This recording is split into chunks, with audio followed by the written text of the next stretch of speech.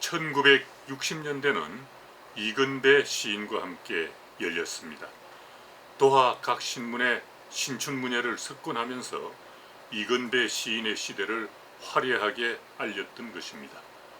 오늘은 대한민국 예술원 회장을 지내신 이근배 시인을 찾아뵙습니다. 중앙일간지 신춘문예라는 것은 한 번 당선하기도 굉장히 어려운 건데 선생님께서 어떻게 그렇게 여러 일간지의 신춘문예에 당선하실 수가 있습니까? 미련 맞아서 그렇습니다. 그리고 그 황소가 어떻게 뒷다리로 우렁을 잡는 말이 있는데 재주도 없는데 운이 좀 좋았던 게 아닌가 싶습니다. 예. 네. 요즘도 많이 바쁘시죠? 혹시 이제 나이도 들고 해서 그동안 어지럽힌 일들을 네. 그래도 좀 정리를 한다는 것이 좀 바쁩니다. 네, 그러시겠습니다. 늘 바쁘신 선생님이신데 시간 내주셔서 감사합니다. 감사합니다. 선생님 작품 한 편 소개해 주시겠습니까? 네. 제가 75년에 그 문학과지성이라는 개간지에 몇 편 실린 중에 발표한 작품입니다. 우선 이 시에 대해서 한 말씀 드리면 제가 태어나기 전부터 저희 선친 아버지께서 독립운동을 하셨어요. 그리고 6.25 전란 중에 이제 집을 나가셔서 돌아오시지 않았죠. 그러니까 제가 아버지 얼굴을 처음 본 것은 10살 때였습니다. 그러니까 아버지가 없는 그 가장이 없죠. 가장이 안 계신 속에서 어머니 삶이라는 것은 우리 민족이 다 그런 어려운 시대였습니다만은 정말 가파로웠죠. 근데 우리 집이 이제 앞에 텃밭이 있었는데 이 더운 여름날 나가서 밭을 메고 들어온 어머니는 점심때가 돼서 들어오시면은 얼굴이 좀 익은 홍시감처럼 붉고 땀이 이렇게 배적삼에 흐르고 보리밥을 찬 냉수에다 꺼서 그냥 풋고추랑 잡수시고. 근데 그 텃밭에는 이른 봄부터 냉이라고 하는 풀이 있는데 이 꽃이 냉이가 처음에 피어날 때는 이렇게 나물도 되고 이렇게 채소가 되지만 이게 자라면 아주 억센 풀이 돼가지고 한길도 되고 이렇게 돼서 우리 어머니가 이제 밭을 매는 일은 바로 냉이 풀하고의 싸움이라고 할 수밖에 없습니다. 그래서 이제 제가 어렸을 때의 그런 모습을 많이 본 것을 75년만 하더라도 벌써 제가 30대 중반 이렇게 됐는데 그거를 처음으로 그 가정사랄까 그런 어머니시라는 것은 누구나 다 한 번씩 쓰는 것입니다만은 제가 써본 걸 읽겠습니다. 냉이꽃 이근배 어머니가 매던 김밭의 어머니가 흘린 땀이 자라서 꽃이 된 거사 너는 사상을 모른다. 어머니가 사상가의 아내가 되어서 잠 못 드는 평생인 것을 모른다.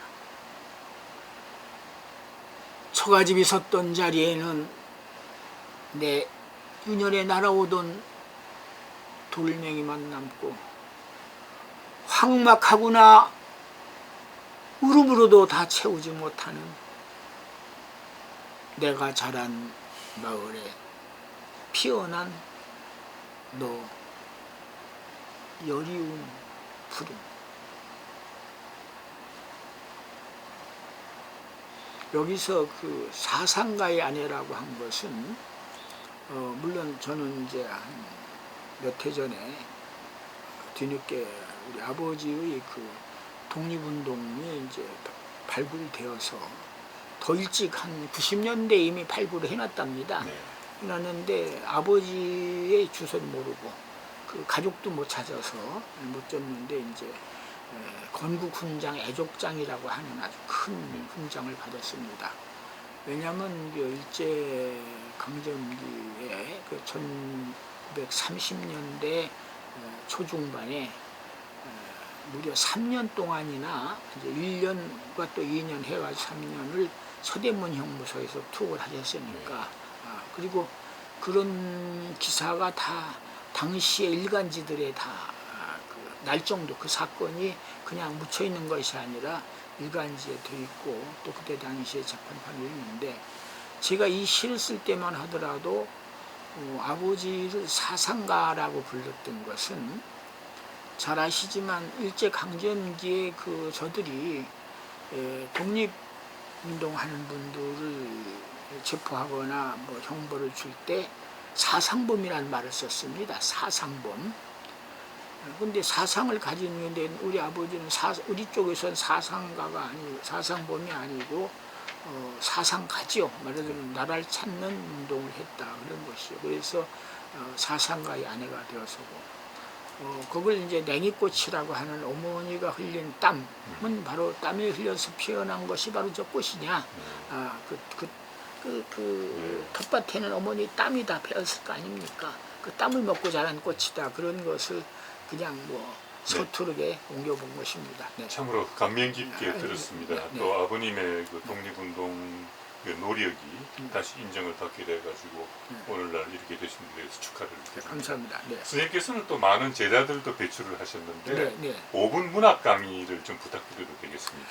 네, 그 문학 강의라는 건 사실 저는 뭐 시를 쓸 줄도 모르고 시를 알지도 못하면서 그래도 제가 80년대 초부터 최근까지 뭐 아주 최근까지 한 40년 이상을 그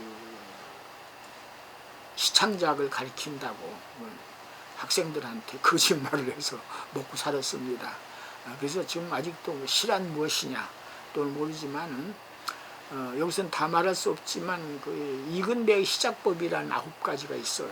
지금도 여러분들이 그거를 읽고 자기가 학생들을 가르친다는 분도 계시고 또 어떤 분들은 자기 실론집에다가 그거를 인용해서 넣겠다는 분도 있는데 잘 아시는 것처럼 실론이라고 하는 것은 뭐 수백 권의 저서를 써도 다 할 수 없는 것인데 몇 해 전에 그 현대시학이라는 잡지에서 저한테 원고 청탁이 왔는데 실론을 25자 이내의 실론을 쓰라는 겁니다.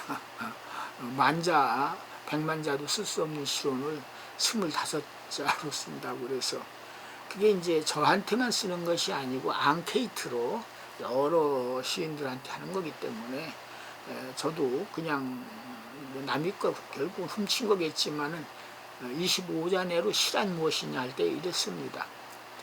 사람의 생각이 우주의 자장을 뚫고 만물의 언어를 캐내는 것. 이게 25자입니다.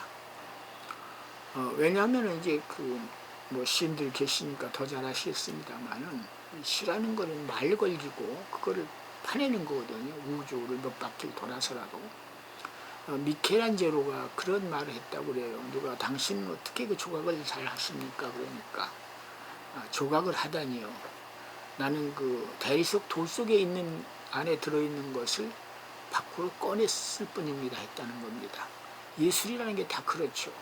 세상에 이미 있어진 것을 가지고 다시 내놓는 것은 예술이 아닙니다. 네. 그러니까 없는 것을 찾아내야 된다면 시인은 언어로 이렇게 찾아낸다면은 우주 속에 이렇게 어떤 뭐 작은 돌멩이 하나라도 그것이 생성이 되기까지는 어떤 걸 해서 어떻게 지구에 도착해서 지구 와서 그게 어떻게 해서 그 돌멩이에서 그게 어떻게 떨어져 나가서 어떤 개울 속에 물 속에서 얼만큼 물에서 어떤 길을 거쳐서 그게 길바닥으로 나와 있는지까지 있다면은 그거는 우주를 몇 바퀴 벌써 도는 것이고 그런 돌멩이 하나 뭐 우리가 흔히 모래알 하나에도 우주가 들어있다고 합니다만은 돌멩이 하나 속에서 시인들은 아주 엄청난 자기의 그 사유와 감성과 또 자기를 거기다 자기라고 하는 자기 삶, 뭐 체험 뭐 이런 것들을 거기다 집어넣어서 새로운 언어를 캐내는 것이죠. 그건 누구도 하지 않은 그런 작업을 하는 것이라고 생각합니다. 그래서 뭐 버트란드 러셀 같은 사람은 시는 철학 이상의 것이라고도 하고, 또 근래 서구의 많은 그 철학자들도 가장 그 으뜸을 얻는 하이데커가 그랬습니다. 모든 예술의 최고 정상은 그 시다. 시라는 게 꼭 뭐 언어 예술이죠. 뭐 소설이든지. 그렇기 때문에 우리 한국은 난 그렇게 생각을 합니다. 제가 시인협회 회장을 할 당시에 시인날 행사에 제가 크게 한번 판을 벌인 일이 있어요. 뭐 장사익 뭐 이런 분들 오셔가지고. 그때 김춘수 선생이 우리나라에 좋은 시인은 있어도 위대한 시인은 없다라는 말씀을 해요. 그럼 위대한 시인이 되려면 위대한 시를 써야 되는데 좋은 시만 써가지고는 위대한 시인은 못 되는 것이 아닌가. 그럼 뭐가 위대한 시일까라고 생각을 했습니다. 톨스토이가 가장 민족적인 것이 가장 세계적이다라는 말을 했는데, 우리 한국의 시인들은 정말 큰 축복을 받았어요. 왜냐하면 한국어는 뭐 저는 외국어를 하나도 모릅니다만 한국어는 아마 세계 어느 민족보다도 많은 어휘수를 가진, 그리고 어휘의 그런 폭이 넓은 그런 민족입니다. 아주 아름답죠. 거기다가 그거를 그냥 소리 글자로 얼마든지 표기할 수 있는 참 위대한 세종대왕께서 하신 일이지만 한글이라는 걸 가지고 있습니다. 그런 우리의 정말 어느 나라의 언어도 따를 수 없는 그 폭이 크고, 말하자면 그 묘사력과 그것들이 층층이 쌓이고 있는 그 언어 속에서 말을 꺼내서 또 가장 잘 표기되는 정말 닭소리, 뭐 새소리, 물소리까지 다 되는 그런 한글을 가지고 쓴다면 가장 한국적인 시가 된다고 생각합니다. 한국에. 그러나 우리 또 역사라는 것이 5천 역사고 근세 100년만 하더라도 얼마나 많은 시련을 겪었습니까? 그런 역사 속에서 뭘 꺼내서 그거를 우리 민족뿐만 아니라 우리 한국인 자자손손에게 뿐만 아니라 우리는 지금 이제 세계는 하나 아닙니까? 요즘 한류가 아주 세계 사람들 놀라게 하고 있는데 여러 가지가. 그 중에서 가장 중요한 것은 문학이고 시입니다. 이제 이런 것을 인류에게 제시되어 하는, 인류에게 갖다 바치는 그런 무슨 화두 같은 것, 뭔가 깨달음 같은 것, 이런 것을 누가 해낸다면 그것이 위대한 시가 되고 위대한 시인의 탄생을 가져올 수 있지 않을까.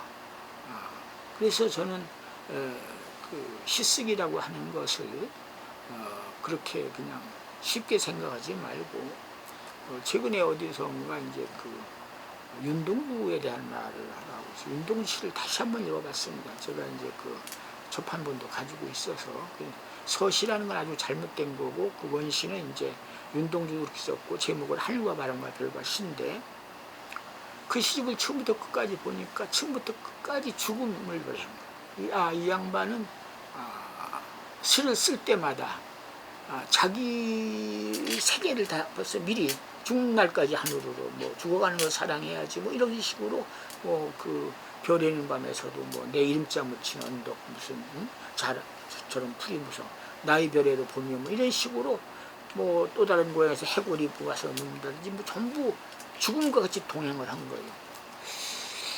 그렇다면 왜 윤동주일까?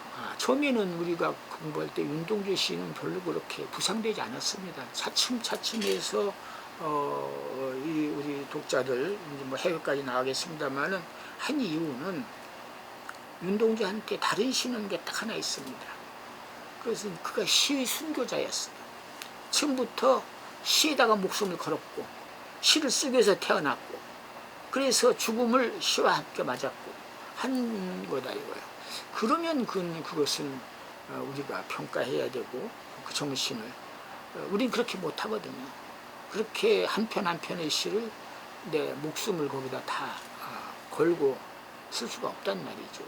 그래서 앞으로 좀 많은 시인들이, 우리나라는 시의 나라니까 저는 우리나라는 시로 해가 뜨고 실이 다리지는 나라다 이렇게 말을 하는데 시의 나라고, 그러니까 또 많은 시인들이, 위대한 훌륭한 시인들이 많이 계신 나라니까 이제 우리가 할 일은 그냥 아름다운 시, 좋은 시, 우리 서로 인생을 나누는 시도 좋지만 뭔가 한국이라고 하는 크나큰 이 광맥, 이것을 파헤쳐서 그 안에서 뭔가 다른 민족, 다른 나라의 언어, 다른 나라의 어떤 그 문화, 정신, 자연이 갖지 못하는 것을